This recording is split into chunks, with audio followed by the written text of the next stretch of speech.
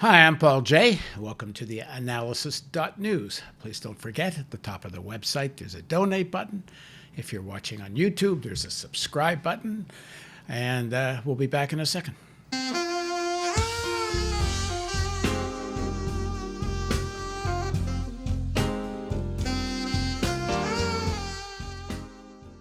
In a recent piece in The Guardian, Thomas Frank writes, "In liberal circles these days, there's a palpable horror of the uncurated world of thought spaces flourishing outside the consensus of unauthorized voices blabbing freely in some arena where there is no moderator to whom someone might be turned in. The remedy for bad speech, we now believe, is not more speech as per Justice Brandeis's famous formula, but an, quote, extremism expert. Shushing the world. What an enormous task shushing will be. American political culture is and always has been a matter of myth and idealism and selective memory. Selling, not studying, is our peculiar national talent. Hollywood, not historians, is who writes our sacred national epics. There were liars for hire in this country long before Roger Stone came along.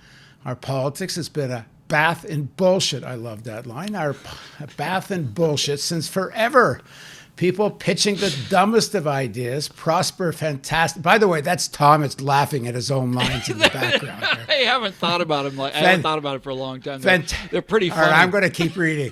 Yeah, they are. I love when I'm interviewing someone who can really write, and all I have to do is read their piece as an introduction. It makes my life so much easier. Anyway, here we go. Prosper fantastically in this country if their ideas happen to be what the ruling class would prefer to believe. Debunking was how the literary left used to respond to America's Niagara of nonsense. Criticism, analysis, mockery, and protest, these were our weapons. We were rationally minded skeptics, and we had a grand old time deflating creationists, faith healers, puffed up militarists, and corporate liars of every description. Censorship and blacklisting were important exceptions, the weapons of the puritanical right. Those were their means of lashing out against rap music or suggestive plays or left-wingers who were gainfully employed, or these days a lot of left-wingers like us who aren't so gainfully employed. Anyway, now joining us to discuss the liberal demand for more censorship is Thomas Frank. He's a political analyst, historian, and journalist. He co-founded and edited the Baffler magazine. He's written several books, including What's the Matter with Kansas, Listen Liberal, and his most recent is The People Know, A Brief History of Anti-Populism. Thanks for joining me, Thomas. Mr. Paul J., it is great to be here among the canceled. So you accuse this demand for particularly the big social media companies, a demand that's come from corporate Democrats and from a lot of the newspapers and much of the liberal political elite to essentially censor Trumpist stuff on the social media. Yeah. And you're saying this is essentially a betrayal of the liberal ideals liberals claim to stand for. So Absolutely. Why is this a betrayal? Well, because we're supposed to be about, complete freedom of speech. It's not just the law in this country. It's an achievement of the left. This is something that we fought for centuries, and now we have it. And to give it up, just because we suddenly think we can coerce Mark Zuckerberg into shutting down the other side is insane. It's a betrayal, and it's also it's a tactical blunder of the first order. This is it's not only philosophically wrong, it's as a strategic move, it's idiotic. Well, let's parse the different kind of stuff. There's Trumpist stuff about the elections. Yeah. No, it's nonsense. There's all kinds of, Trump is an incredible liar. But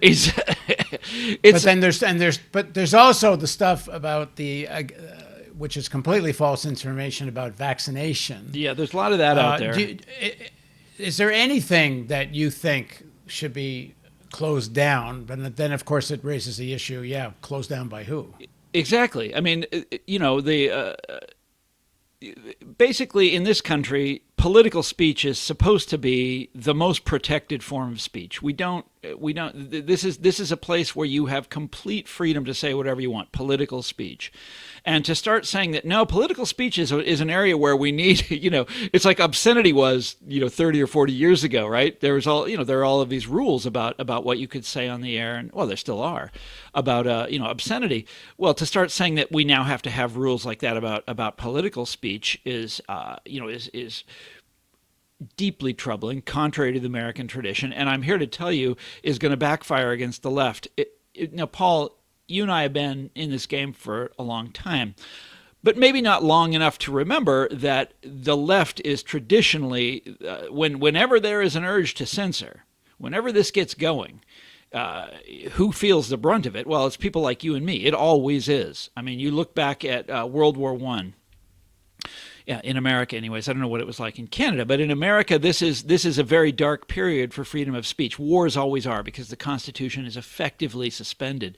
And during World War I, they passed a sedition law, which made criticizing the war illegal. Now, they go after a lot of ethnic Germans who were trying to keep, they thought a lot of people thought World War I was a bad idea. I don't know about in Canada, but here in America, a lot of people thought World War I. Same thing here. In fact, in Quebec, there was practically an uprising against the draft. Yeah, and can I just say, World War I was a really bad idea. That's just my own personal opinion. Anyhow, a lot of the opponents of World War I were trade unionists. IWW, Eugene Debs, people like this. And so who do they wind up enforcing the law against? It's all of these radicals on the left, and they just throw these people into prison willy-nilly. They just start persecuting them. It's the most incredible thing. And then, of course, it happens again during the Red Scare in the 1950s and up into the 1960s. This is, the last sort of great period of censorship and blacklisting, of cancel culture, if you will. And who's the target of it? It's basically anybody with unorthodox views gets called a communist. And you've got to remember, Paul, whenever and there are a lot of liberals, well-meaning liberals, by the way, who played into that in the early days. They're like, yeah, communism is a bad idea. A lot of union leaders and stuff like that, and mainstream liberals.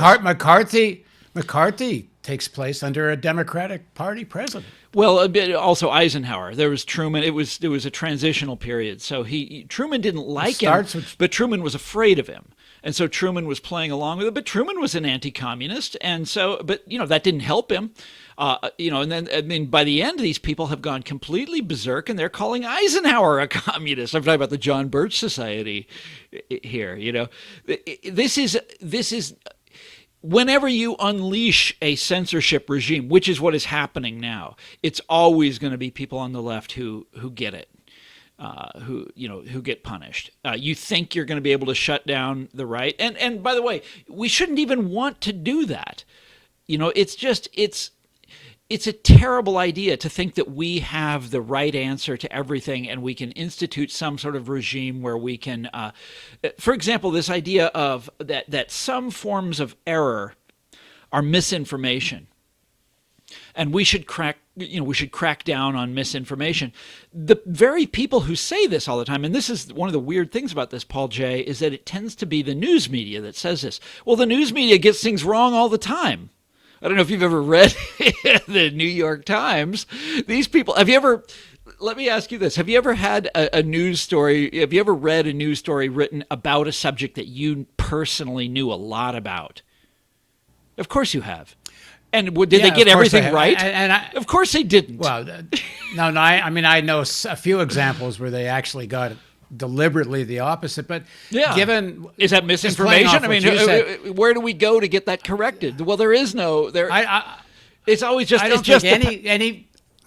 don't think any Trumpist misinformation had as negative consequences as Judith Miller promoting the Iraq War in the New York Bingo. Times. There you go. Or you think of the whole Vietnam War was done on a on a made up thing, the Gulf of Tonkin incident. Not made up, but we still to this day don't really know what happened. But it was wildly exaggerated. There's hundreds and hundreds and hundreds of examples of this.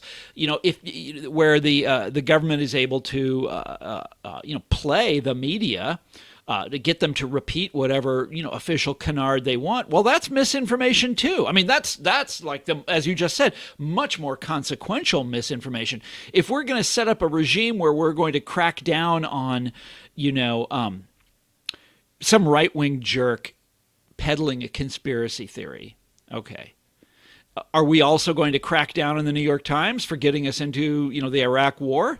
There's it is basically endless once you start saying that we're declaring war on falsehood. Look, conspiracy theories annoy me too, but so do Hollywood movies. I don't know, they're full of shit. They deceive people left and right. So does advertising. This is a culture that runs on fantasy. And to say that we're going to crack down on basically on the genre known as fiction. You see where this is going, Paul? Yeah, it's not only impossible; it's a terrible thing to want to do. I can't see how it can be done in a way that doesn't accomplish what you're saying, really violate democratic rights to speak. Yeah. I get the urge people have that when there's really deliberate falsehoods being spread on a wide scale through social media. There's a whole industry. I'm in Washington, D.C. There's a whole industry that does this. Yeah. But the thing is this, is number one, the crowd that this is speaking to, that are persuaded by whether it's QAnon or something else, they will find another way to get it. So like in practical terms, it's actually not going to be that effective. But the bigger question, and I think the more profound question, which gets back to a lot of stuff you've been writing about over the last years, is why the hell do so many people believe this nonsense? Oh, isn't that interesting? That's the more important question. Yeah, that's fascinating, and it is true that social media has made it possible for these things to go for the cycle. The cycles have accelerated. That the conspiracy theories come and go much more rapidly than they did in the past. That is all very true. And I'm the last guy to deny it. Just between you and me, I hate and despise social media. I just can't. Me too. I just can't stand it. And in fact, the opening sort of paragraph of the essay that I wrote for The Guardian is about me at a Clinton Foundation event in 2015. Not that long ago. I mean, this is Hillary Clinton was getting ready to run for president. She hadn't declared yet, but it was early in 2015, and but she was there. She gave a bunch of she talked a lot, and all these other people came up on the stage and gave different presentations. And one of the points that they emphasized the most was this kind of cyber utopianism, this idea that social media had given a voice to the powerless, and social media was overthrowing dictatorial regimes all over the world, and all of this kind of just bullshit, And I've always hated that stuff, that nonsense, rose-colored glasses about what Silicon Valley is doing. But it's fascinating to me that these people have now swung to entirely the opposite point of view, and they're pressuring social media to crack down on their opponents. And by the way, they're really doing this. The Democrats in Congress do this all the time. They just did it again the other day. They have these hearings where they basically threaten these Silicon Valley CEOs with various forms of regulation, unless they find a way to to crack down on whatever form of speech they want. What's interesting is they should be cracking down on Silicon Valley. These are monopolies. These are really harmful companies with these algorithms that are terrible.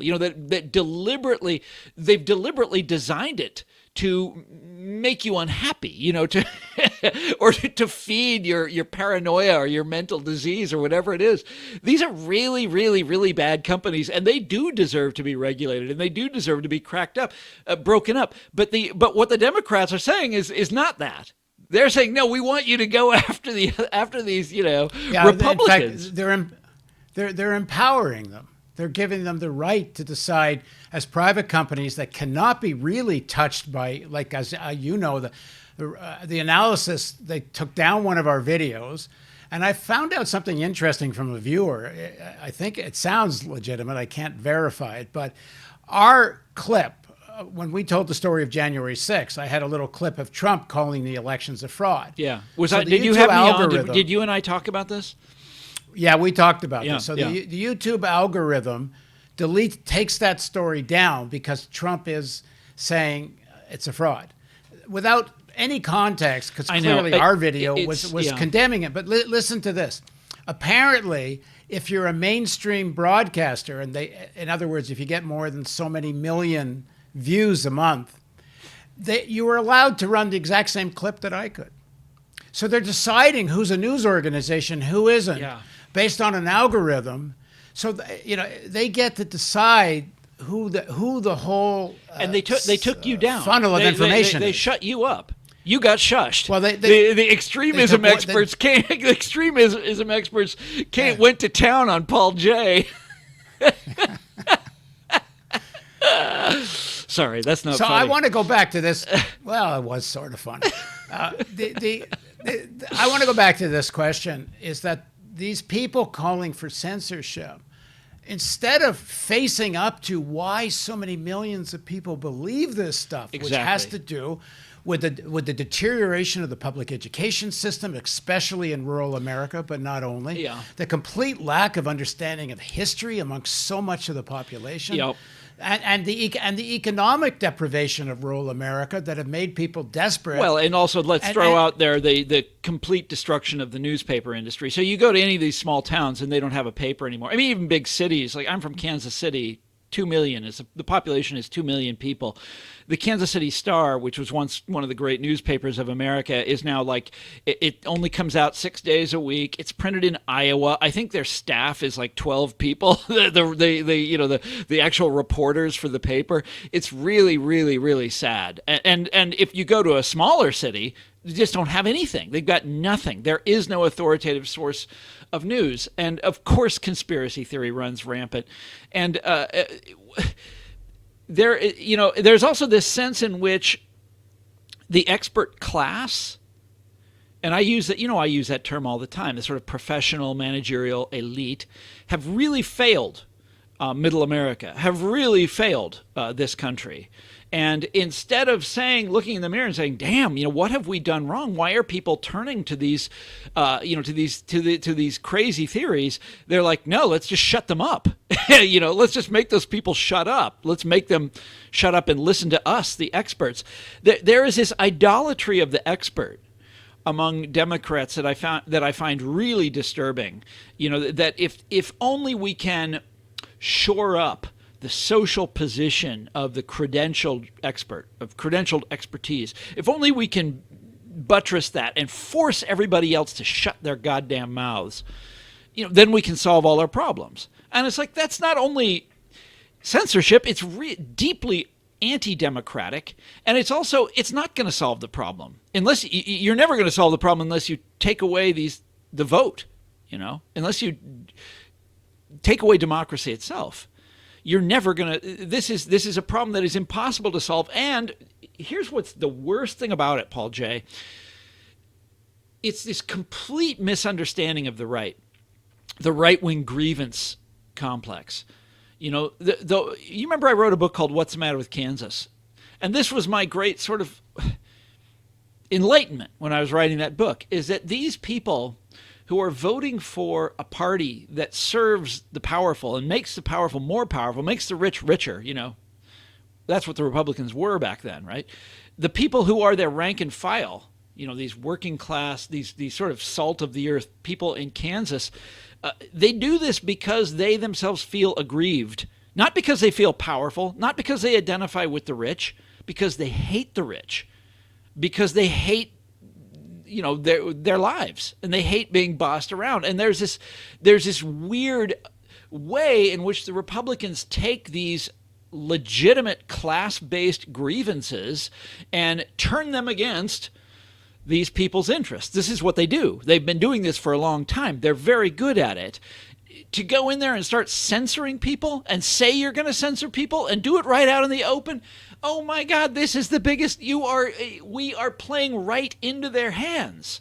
This is the biggest political blunder I have ever seen. And we're going to pay for it. And they're going to, the history books 50 years from now are going to talk about the stupidity of this. It's a McCarthyism of the left. This is so dumb.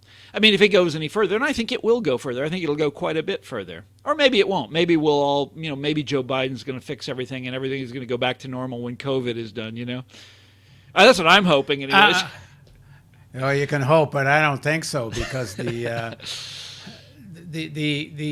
an interesting phrase that was used. I think her name is Karen Armstrong. She's the nun that writes about Buddha and Jesus and other people, but she had a great phrase in one of her books.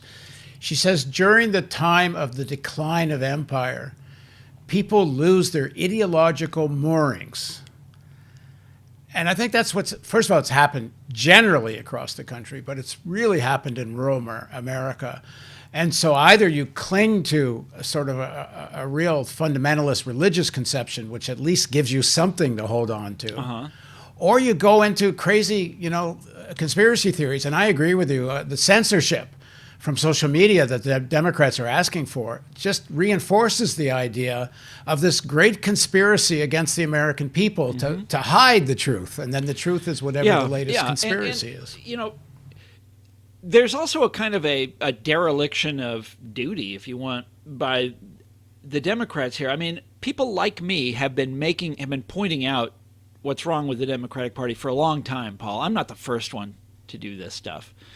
There's other people have been saying the same thing for a long time. It's easy to confirm, for yourself, go out and do the research, and you can see how America is falling apart and how the Democrats and liberal elite generally have failed to do anything about it. And instead of doing obviously the right thing, which is, rule on behalf of ordinary Americans, make their lives better, don't let deindustrialization go any further, don't wreck people's lives anymore, don't ruin the economy, don't let monopolies, destroy everyone's livelihood, go right down the list. Instead of doing that, they're like, they come up with these excuses. And the most obvious one is after the 2016 election, when Hillary loses to this incredible bastard, this incredible bigot asshole, Donald Trump. And instead of saying, what the hell did we do wrong? They're like, aha, it's the Russians, It's a conspiracy theory of their own, right? But what's interesting about it is the way that they tactically retreat in such a way as to they never have to question their own priors. They never have to question their own beliefs. They never have to, call anything that they themselves have done. They never have to ask any questions. They never have to look in the mirror, basically.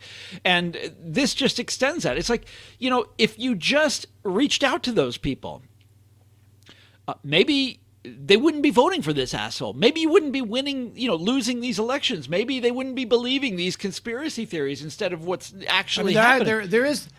There is an organization. I was just doing some reading about it today. I knew of it before. I think it's called People's Action.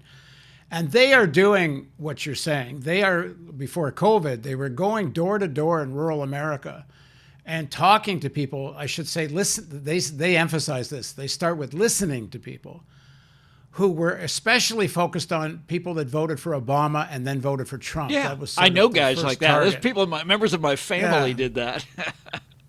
And they're as complaining as much as you are about how little traction what they're doing is getting from the leadership of the Democratic Party. But let me add a big but here.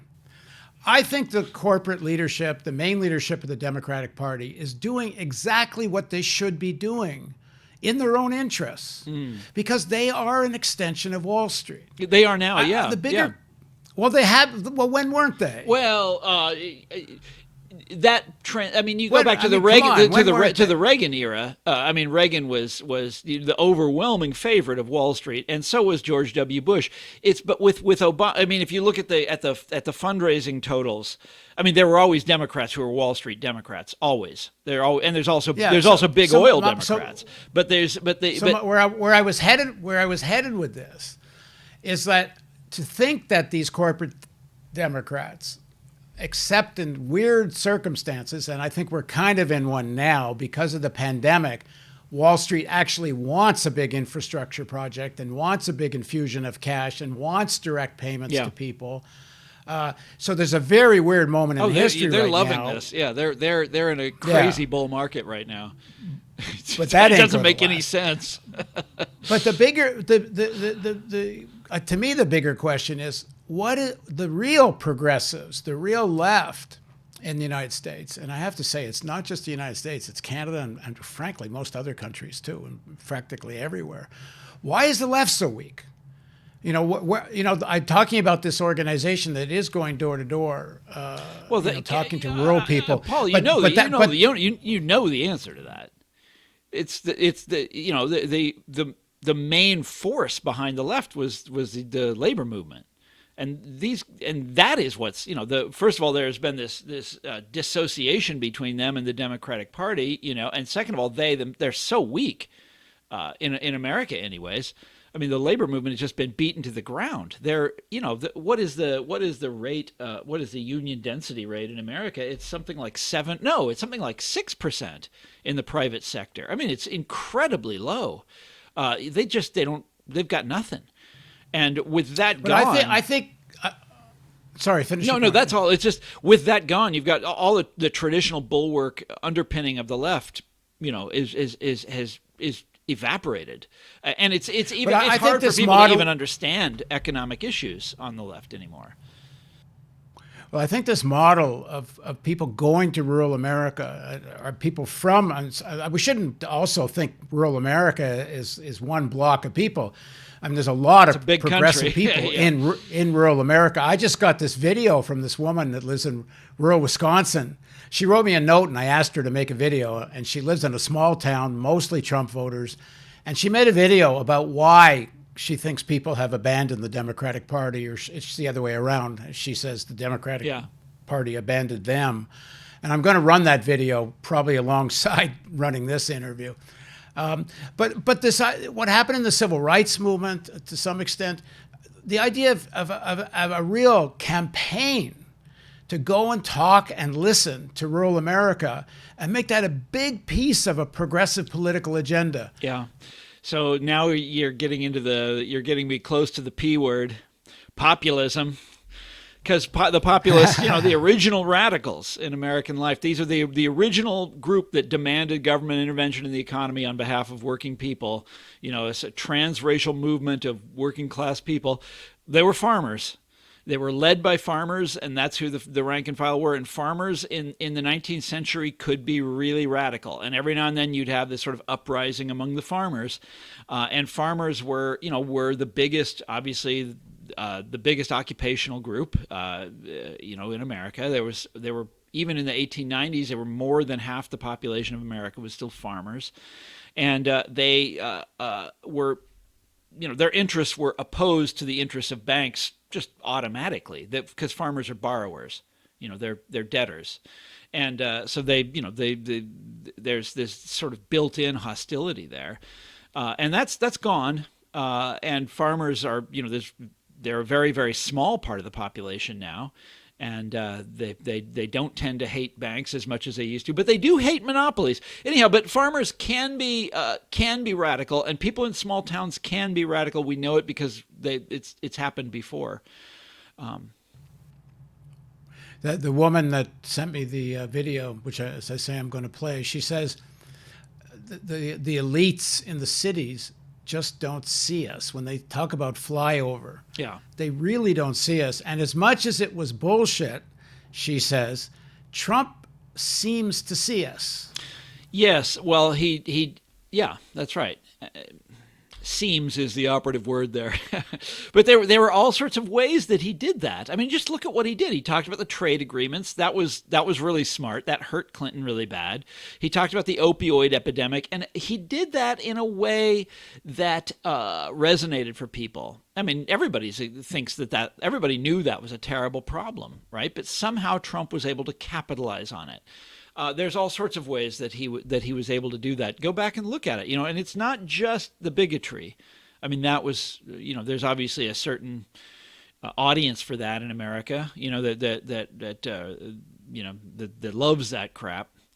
But it's obviously there's more to it than just that, because the famous Obama. All right, let's go back to this. Let's go back to the censorship thing. In Canada and almost every advanced country, capitalist country, and many of the developing countries, they actually do have laws against hate speech. It's a very common law. United States is one of the outliers not to have it. What's your view on that? Now, most of the laws do not have punishment for the social media company. If an individual goes on in one way or the other and commits hate speech, whether it's on social media or in print or in some other way, it's that individual who's accountable and could be charged. Yeah. Well, I obviously take an American, very American view on that, which, First Amendment, that's one of the ways in which we are a profoundly democratic country, is the sort of free speech absolutism, and the sort of doctrine here in America is that unless you are, there are rules about speech. You and I are journalists. We know about defamation, right? That's, you can get sued for libeling someone, and you can get and if you threaten imminent violence. I don't remember the exact term, but the Supreme Court has defined it, and that's the standard in America. And hate speech does not apparently, unless you're directly threatening someone, threatening imminent harm to someone, that's the rule. It doesn't, it can't be outlawed. Which allows for outright Nazi propaganda, as long as they don't specifically threaten someone. See, I'm in favor of that kind of law. I think if it's used against, very narrowly the way it's defined, incitement for hatred against an identifiable group. And I know in the Canadian situation, the law has been used very, very rarely. But it has been, there was one Nazi guy, a guy who was very active in the global Nazi movement. He was charged under this. In Germany, they have a law that goes a little further. The German law is closer to what the Democrats are calling for. This is from 2017. Well, the problem is they're going to have they can't do it legally. The Constitution prevents them from passing a law like that. So what they're trying to do is coerce Silicon Valley into doing it for them. And that is, that's kind of an iffy strategy, and I believe they'll probably get in trouble with the courts just by doing that, just by threatening to punish the social media if they don't start cracking down. Even that is illegal. They can't do that either. But we'll see. Nobody has stepped in to stop them yet. We'll find out. So what if there was a well-financed campaign of outright racist propaganda pushed on social media in a big way? Yeah. Without a direct threat of violence against anyone. But I don't want to say it would be the Koch brothers, because I don't think they would actually do that. But I don't know, Robert Mercer. So there's plenty of people who do stuff like that. Yeah, absolutely. So I don't know, Paul. I mean, I assume that the Silicon Valley companies are not the state. They can do whatever they want. That is the fact. Well, maybe that's the answer, is that they with that kind of clout in the culture, they shouldn't be private companies. when you sign up for your account, you agree to not do all of these things. You agree to not threaten people. You agree to not defame people. But they can't be held responsible. This is the weird the loophole in the law that was passed back in the 1990s. So you can't sue Facebook if somebody threatens you on Facebook. By the way, which has happened to me. Isn't that it's the craziest damn thing? Somebody was like, I got a death threat on Facebook once. The nuttiest thing. And but I can't hold Facebook accountable for that. Well, I mean, nothing happened, so I can't hold anybody, accountable. So let's explore what would be a model that would be reasonable. Like you talked about regulation, you talked about breaking them up. Yeah. I mean, is there a democratic way to keep overt racist and fascist stuff out of this? Overt. I think that word overt's very important because a lot of people might think something is racist and it's a matter of interpretation or argument. This is but overt I know what stuff. you mean. Yeah, because that's what all of these Supreme Court decisions and these big ACLU cases. If you go, that's always what it's about. Over the last 20 or 30 years, like the Nazis wanted to march in Skokie, Illinois, and the Supreme Court, the current sort of Supreme Court standard for free speech came after a leader of the Ku Klux Klan gave some incredibly, vile address, speech somewhere in Ohio, and went to jail. Right? They threw and was threatening, people, but in an abstract sort of way, and the Supreme Court ruled in his favor. These are always the test cases in America. But social media obviously has different standards, but the standards have to be really, really, really broad. What disturbs me is the Democrats trying to get them to rewrite the algorithm to punish their political opponents. That's what's disturbing. Well, there's an interesting. I have very little sympathy for Nazis or the Klan or any of these. I don't really care what happens to them. That's never been my field. There was a commission, I think it was British, but a bunch of Europeans involved, to come up with recommendations. And I thought one of the recommendations was actually really good, to make YouTubes and all the social media have to make their algorithms public. Ooh. How do they decide what to suppress, what not to suppress? Interesting idea. Make that a matter of public disclosure. And that would be an interesting law. It would be constitutional, I think. They could yell proprietary, but I think the public interest would trump it. Make them disclose how they're deciding things. Like, how does the analysis get caught in something that's supposed to be suppressing? Well, what would be also be awesome is if there was some way to appeal things. Like when you find, these newspapers and TV channels that like CNN that constantly talk about misinformation and the dangers of misinformation. Okay, fair enough. What about when they make a mistake? And we have a perfect example of that, the whole Russiagate thing. It went on for years, and it was crazy.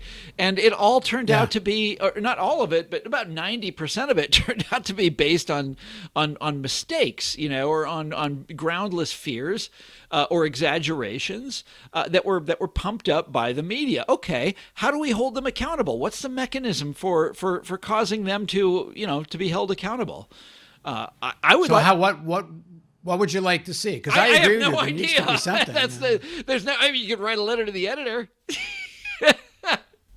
Well, you could have like some kind of tribunal, maybe with no actual authority, like not binding, because you don't want some tribunal to be able to decide this is true and that isn't. But maybe a public forum that has to get media coverage where you could actually have debates and investigation. Like you don't even have balanced, what is it, since Reagan, you don't even have balanced media coverage. The fairness doctrine, yeah. You don't even have that anymore. Even if we did, they still wouldn't let you on TV in America, Paul.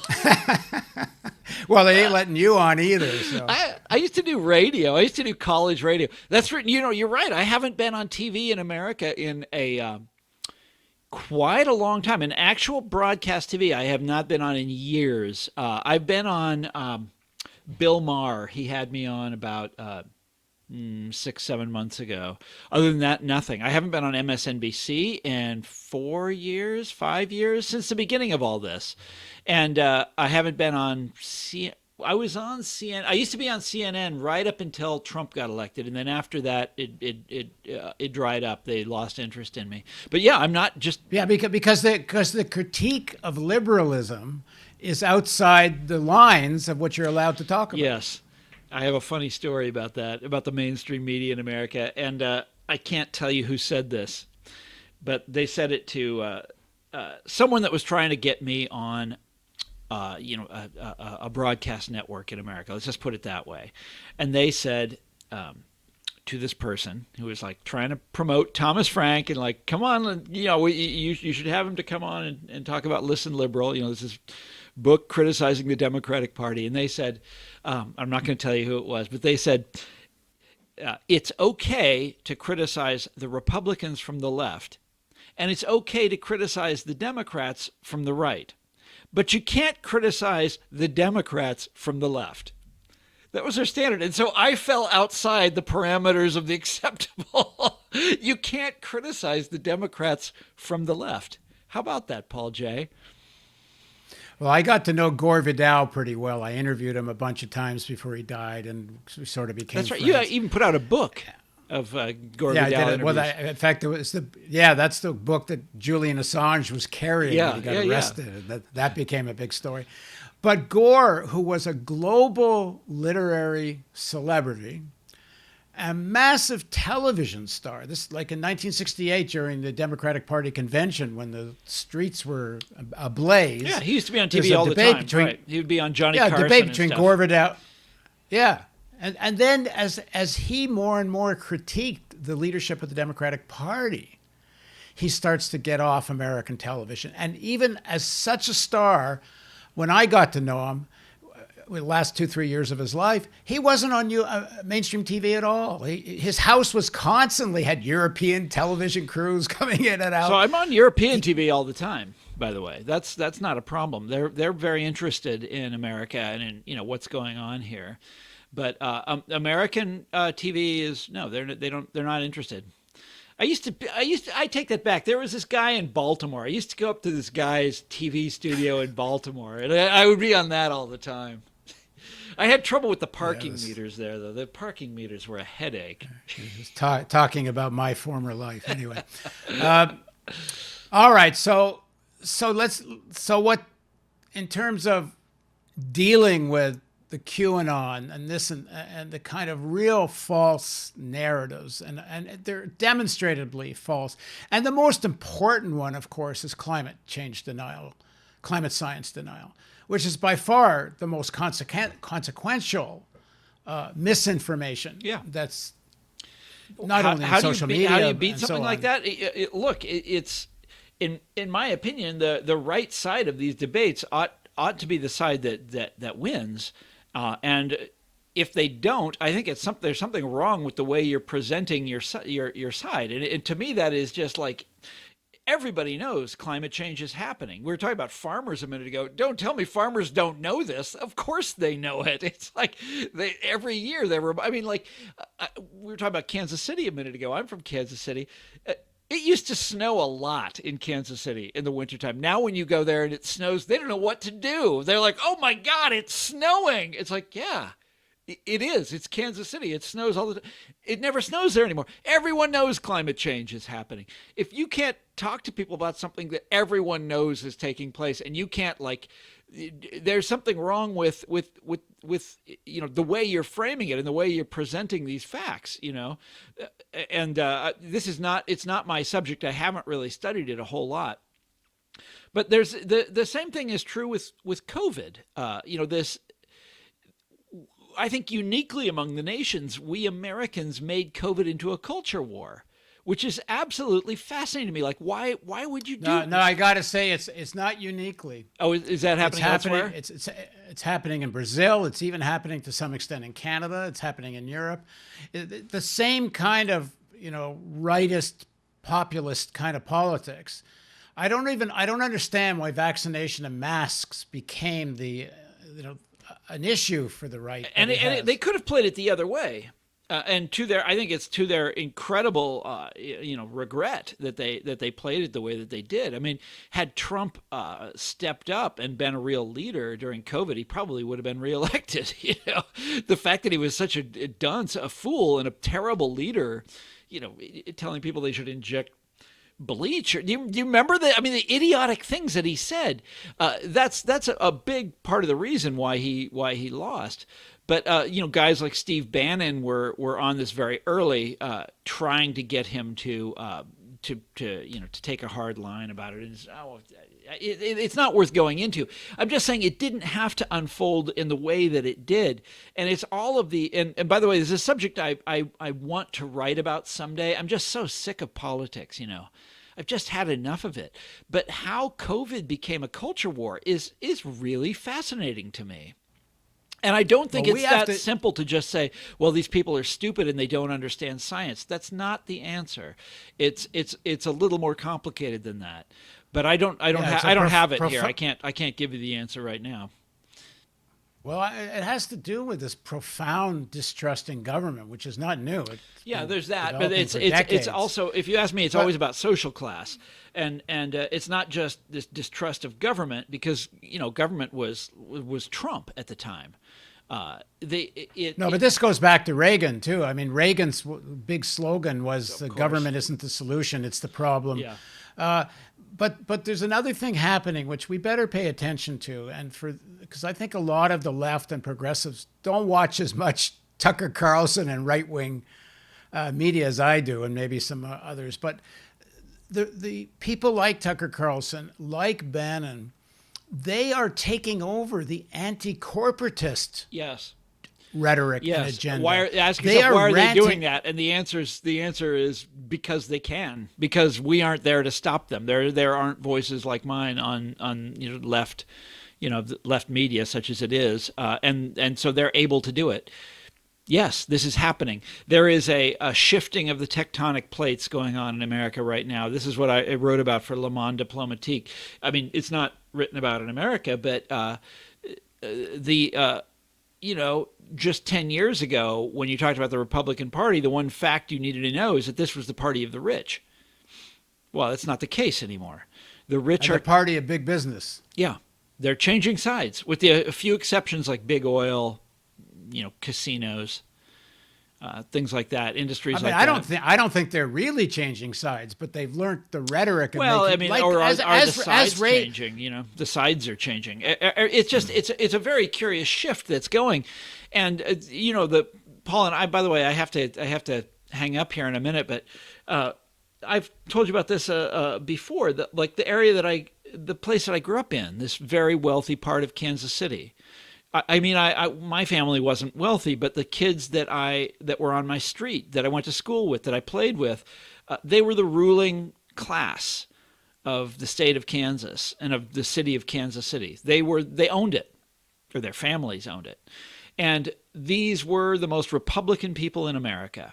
These are Bob Dole Republicans, Dwight D. Eisenhower Republicans, Nancy Kassebaum Republicans. Those are all people from Kansas. And Goldwater. They loved Goldwater. Voted for, my neighborhood went for Goldwater by like 75% or something like that. Okay, they just went for Biden. I looked it up. It's the first time that county that I grew up in, that county went for a Democrat since Woodrow Wilson. Over 100 years they were Republican, and now they flipped. That is, for me, that is an earthquake. And I dug into the data and looked at my neighborhood, the actual neighborhood where my father still lives. Biden won every precinct, every single precinct where these very, very, very wealthy people live. This is a shifting of the plates. Something is going on here. And now you look at a map of the state of Kansas, and it used to be all red. The Democrats traditionally won one county, which is this very working class urban county right north of where I grew up. Well, now they win that one, and then they win the rich people, and then they lose everything else, all the farmers, all that. But they, and they get the college town. They get the place where the University of Kansas is.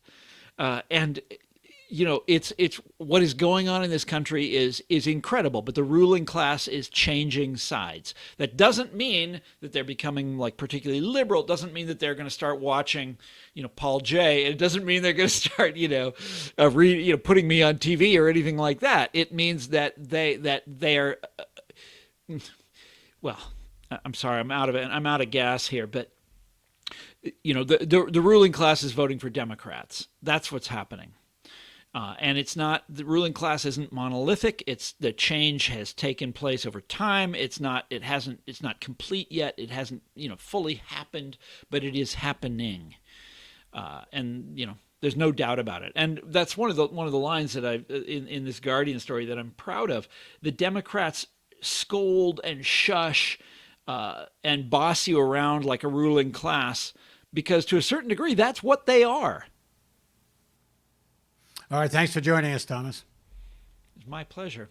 And thank you for joining us on theAnalysis.news. Don't forget the donate button, the subscribe button on YouTube, and please come back again soon.